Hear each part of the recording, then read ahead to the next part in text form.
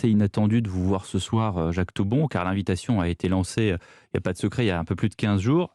Pape Ndiaye, Oui, c'est l'homme dont tout le monde parle en oui, ce moment, à tout point de vue. Vous le citez, page 82. absolument. Est-il, selon vous, le wokiste, l'indigéniste qui va déconstruire le socle de l'histoire de France, comme l'ont dit deux figures de l'opposition hier soir?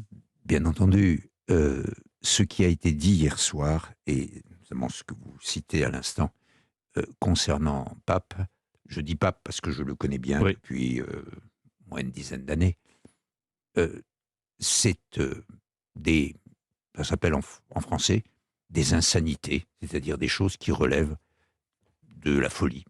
Voilà, tout simplement. Car c'est un universitaire, c'est un homme de connaissance, il a fait une carrière de chercheur, de professeur, à la fois en France et aux États-Unis, et il est un de ceux qui représentent le mieux, et par lui-même, Mhm.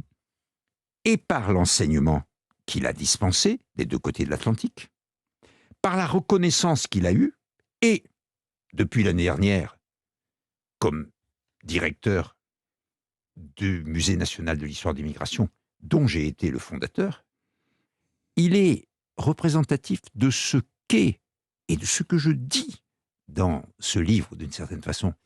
C'est-à-dire qu'il faut que les valeurs universelles soient capables de bénéficier à tous, à égalité. Il n'y a pas de race, il n'y a pas de condition inférieure ou supérieure. Mais en même temps, que l'universalité humaniste respecte la diversité.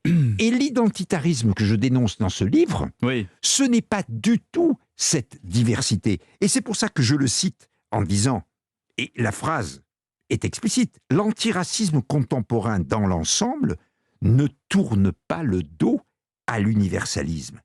Il cherche à l'approfondir en évitant qu'il soit incantatoire, décharné, selon le mot d'Aimé Césaire.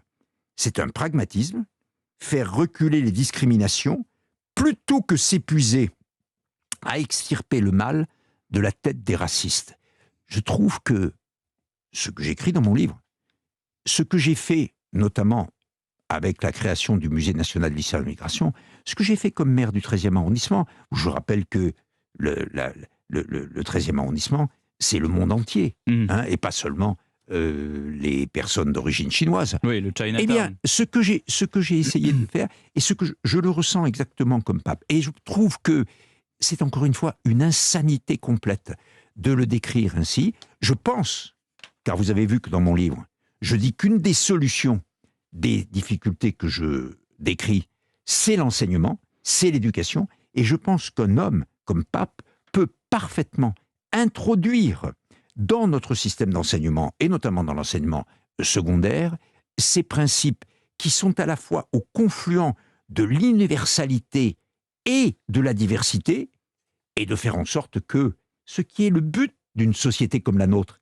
il n'y ait pas eux et nous, vous et moi, mais nous tous ensemble à égalité. En tout cas, votre livre est passionnant. Merci d'avoir été avec nous ce soir, Jacques Toubon. Je dois vous dire, au